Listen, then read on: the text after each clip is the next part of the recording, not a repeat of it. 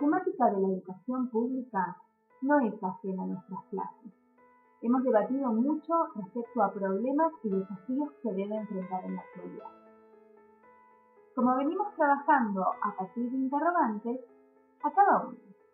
La educación pública, ¿siempre existió? La educación pública, gratuita y obligatoria fue inventada en algún momento de la historia. Antes no existía. La educación en la antigüedad distaba mucho de lo que hoy entendemos por educación. En Atenas clásica, por ejemplo, no había escuelas. Las primeras academias de Platón eran espacios de reflexión, conversación y experimentación libre. La instrucción obligatoria era cosa de esclavos. Por otro lado, la educación en Esparta era más parecida a una instrucción militar. El Estado se deshacía de quienes no alcanzaban los niveles esperados. Había clases obligatorias, fuertes castigos y modelamiento de la conducta a través del dolor y el sufrimiento. Antiguamente la educación estaba en manos de la Iglesia Católica, por lo menos en el mundo cristiano occidental. Durante la Edad Media, fue la Iglesia quien tuvo en sus manos el poder de enseñar. Pero veamos, ¿dónde se enseñaba? Y lo más importante, ¿de qué manera? Los monasterios medievales ofrecían a la juventud una vida metódica, lejos de las turbulencias y problemas de la época.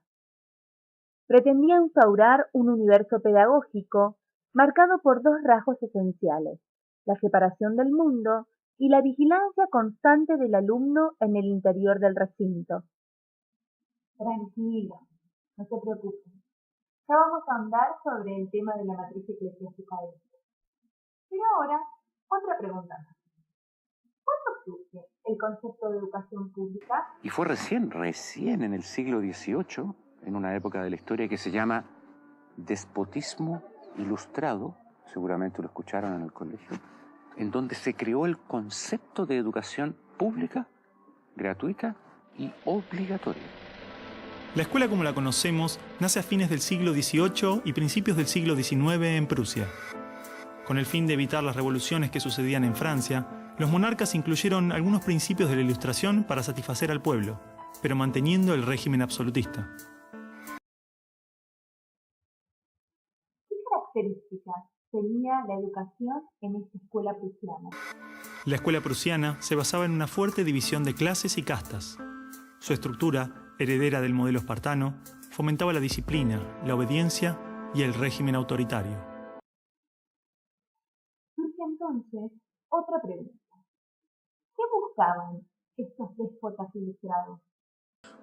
Un pueblo dócil, obediente, y que se pudiera preparar para las guerras que hubieron en esa época entre todas las naciones que estaban naciendo. Por ejemplo, Catalina la Grande de Rusia llamó a los enciclopedistas franceses a preparar esto mismo. Diderot, uno de los más famosos, estuvo allí para armar este paquete, ¿sí?, formador, no de ciudadanos, sino que de obedientes súbditos de estos estados. Las noticias del exitoso modelo educativo viajaron rápido, y en pocos años, educadores de América y Europa visitaban Prusia para capacitarse. Con el paso del tiempo, el modelo se expandió a nivel internacional.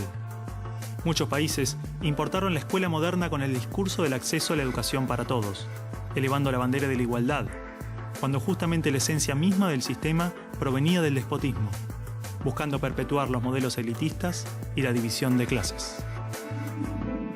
Ese es el origen de la educación pública.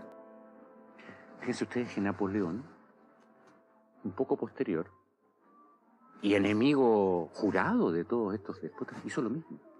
Él lo decía con todas sus letras.